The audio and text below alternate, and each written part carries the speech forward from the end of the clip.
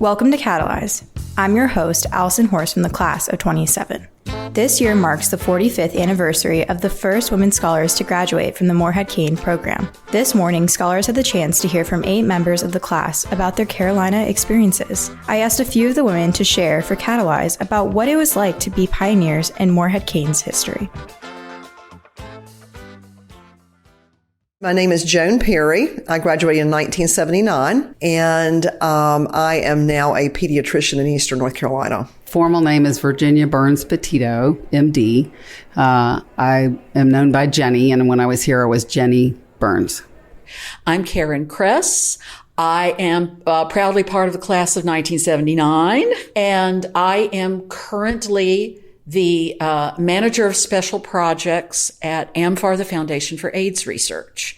And I'm also an opera singer. So my name is Mary Cheryl Mallory, class of 1979, and I've been the hospital clinical pharmacy coordinator in Statesville, North Carolina. My name is Julia Klein. I have a PhD in social psychology. My name is Katie Ziegler. I graduated in 1979, and I am titleless at the moment because I'm between jobs. I just left the directorship of the Akron Art Museum where I was for 8 years, and I am looking for my next museum directorship. Elizabeth Bell. I am chief of anesthesia for the Salisbury VA healthcare system. I'm Debbie Weston Harden. I am a lawyer with Womble Bond Dickinson here in North Carolina. What did it feel like to be a pioneer at the time?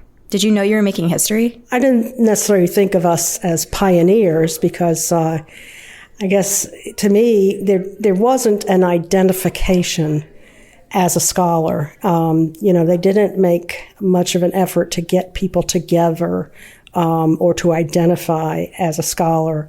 We had the check days, and they had a dinner at the end of the year, but there wasn't a feeling that you were necessarily so much of a identified group.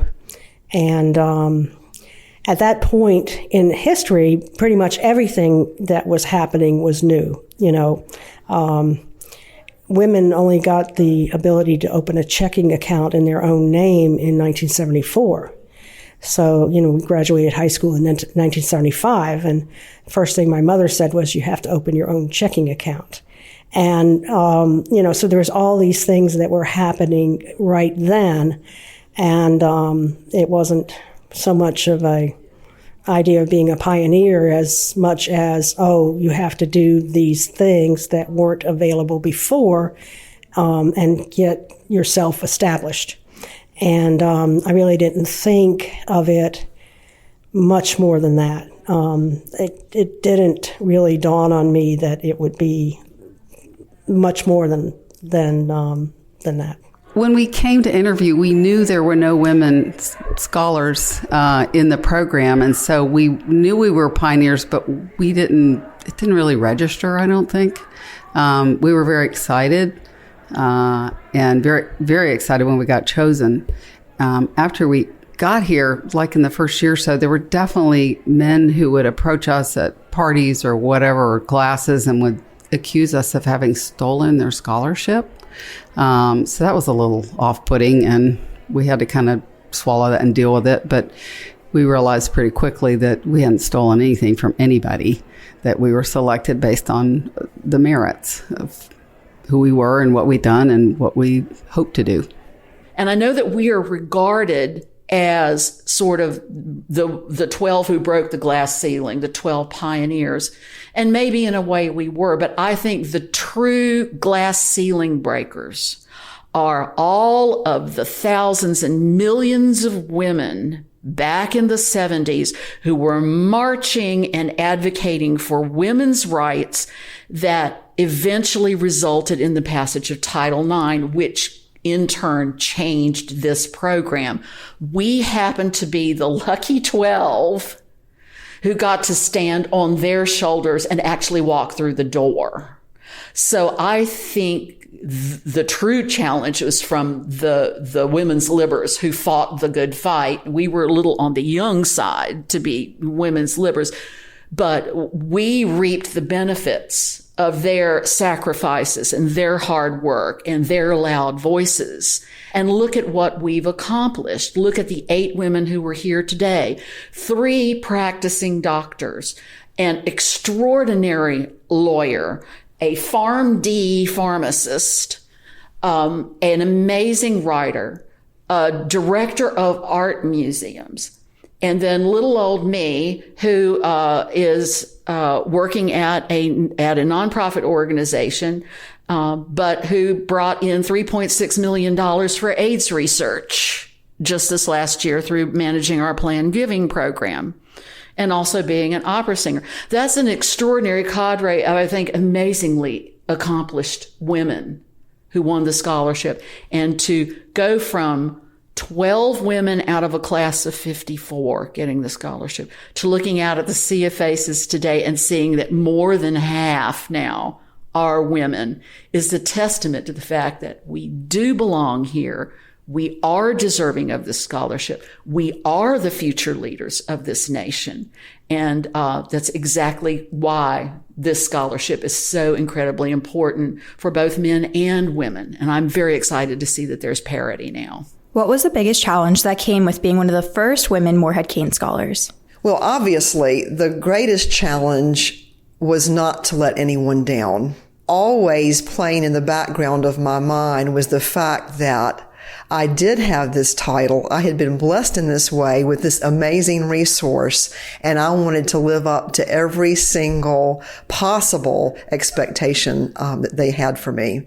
But more than finding that a barrier, I actually found it to be very good guidance, because knowing what the foundation stood for gave me some boundaries for knowing what the expectations were and what they thought I could accomplish. So it gave me a little extra confidence, I think, actually probably a lot of confidence that I otherwise wouldn't have had.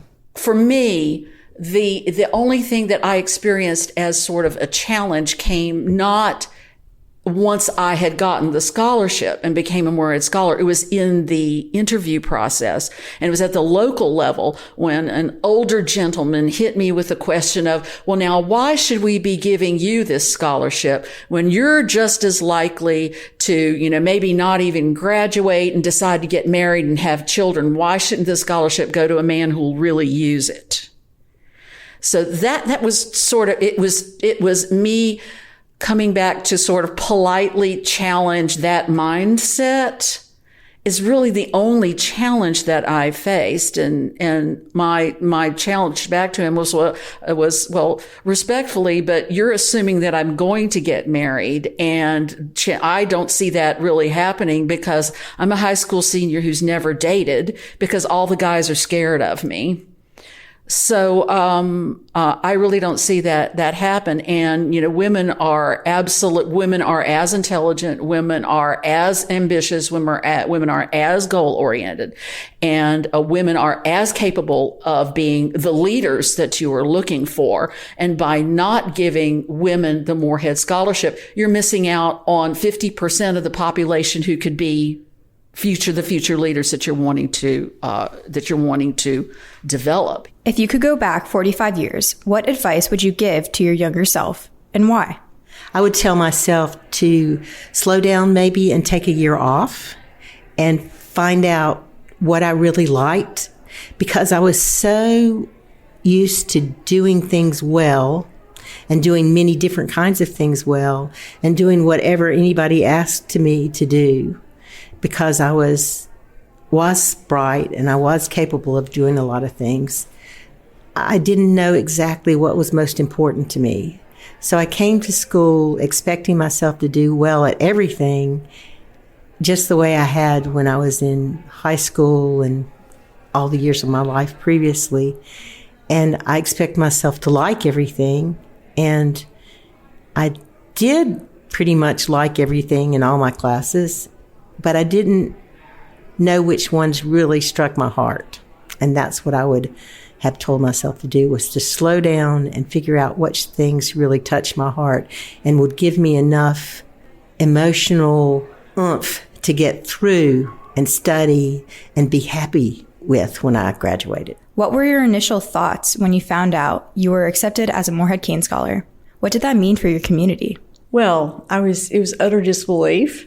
I remember the letter was coming, and I knew it, and I got home from school, and my little brother, who was 6 years younger, had written me a note, Katie, in very big letters, Katie, you got the Morehead, and then he wrote in small letters underneath, letter, period, it is on your bed. So at first I thought I had gotten it, and I was and then I had to go open it. That was a hard thing to do. But I got a great surprise. So I was thrilled and very excited. And I think for my community, my high school had not had a Morehead Scholar for quite a while. So it was really great to do that again and to be able to be one of the first women, people were just floored because women had never been part of the program up to that point. Coming into my senior year, I had no idea that I could even be a candidate because women had never been permitted to be applicants. I was very fortunate to have a strong committee chair in Duplin County, and he was very frustrated. He had never had a scholar out of our county. And so he allowed me and guided me to learn about the depth of my community. So through his wisdom, I attended county commissioner meetings. I attended Board of Education meetings. I visited with 3 or 4 of the predominant employers in the area and really got an understanding of the fundamentals of the politics and economics of my very limited county. And it was thrilling to take that through the regional and then to central. Very intimidating to be at the finals with all of these talented people from across the U.S. I was the first selected from my county, and I was very proud. And for me, it helped shape my entire life. The Morehead program not only offered, of course, 4 years of college, but 5 terrific summer programs, which helped me choose and eliminate potential careers, choices in life, and expose me to different situations and perspectives that I do not believe from a rural North Carolina county that I would have gotten by merely attending a university or college elsewhere. What legacy do you feel you and your peers have left for future generations of women scholars in the program? I hope that we have left with the confidence of embracing challenges, especially new situations that may mean uncharted waters. I would say that we would encourage all the future scholars to take those chances, to make those dreams come true, but also to remember that how we pursue those dreams is sometimes even more important than the dreams themselves. I think if we can learn to, and this was a lesson I've had to learn over time, if we can learn to see other people as people, to treat them as human beings with a lot of grace and kindness and generosity, that maybe we've been successful not only in what we accomplish, but how we get there. How have you seen the role of women within both UNC and Morehead-Cain evolve since you were a scholar? The foundation didn't really know exactly what to do with us. I don't think it was really very intentional taking women at first, and I don't think everybody was on board with it. But it was during that time, and I think there was even a lawsuit threatened at that time. But my initial interview at the county level, I recall that, came in to a room that had like a horseshoe-shaped group of businessmen. When we came and, they had the initial dinner, it was very cute because they just handed out copies of Uncle Mott's speech because apparently he talks about, watching out for women because, they just want to get a hold of you and your money and you don't want to marry early and that kind of thing. So that was cute. They all had a little scramble there about that. And, they were definitely uncomfortable and not sure what to do with us. And, they sat us each at one table. There's a room full of young men and older men, and then us lone representatives. So it was kind of an odd experience there. But it just is so nice now to see that they really have taken it to heart. And you see, not just lots of really involved young women, but also people of color. And it's just an entirely different foundation than when we first joined. And it just looks really like people who are involved and excited to be here. And it's very encouraging for somebody like me worried about the future. In our period, women were not necessarily entering the workforce as much as they are now. It's a very big change. A lot of the professional schools at Carolina had very few women. In fact, going even further back, my dad was a dentist in the class of 1964, and he had one woman in his class whose name was Cynthia. I still remember because as a small child, I was here from age 2 to age 6. I worshiped Cynthia, and I always ask him about her. Now the dental school is more than half female. Same thing with the medical school. Same thing with the law school. I think it's only business that is predominantly male, and only by not a huge margin. So that's changed tremendously. And we've got women working full, long careers in the workforce, even with children or not. Can you share a pivotal moment in your undergraduate experience as a Morehead-Cain Scholar? So, Allyson, rather than share a pivotal moment, let me just tell you what the foundation meant to me during so many pivotal times. Because coming to this campus, never having even visited a college campus prior to coming as a freshman, as an interviewee, finals weekend, I found the foundation to be my home.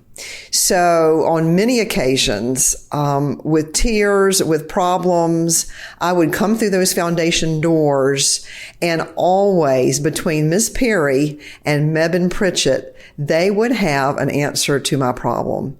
So to have a home here that, pardon the pun, was foundational for me was really more than pivotal to my experience at Chapel Hill. What is your favorite Carolina memory? In general, it was the friends that I made here. I think if you made me pick one, there's so many wonderful memories, but I had my best friends were Morehead Scholars. My best friend was Karen Stevenson. My boyfriend through all of undergraduate was another scholar, Greg Michaels. And again, we would run into the other scholars, and it was sort of an organic, we had a camaraderie, and it was always fun to talk to other scholars. And if we were in class or in labs or just hanging out, that was my favorite memory, was really the friendships that I made when I was here. In general, I would say friends, and just incredible opportunities and fun in Chapel Hill, especially with our Morehead friends.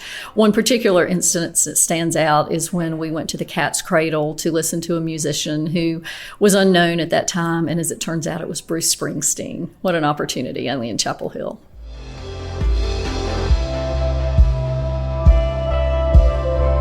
Thank you for listening to Catalyze. I'm your host, Allyson Horst from the class of 27, and those were a few of the members of the first class of women scholars in the program. You can let us know what you thought of this episode by emailing us at communications@moreheadcain.org or by following us on social media @Morehead-Cain.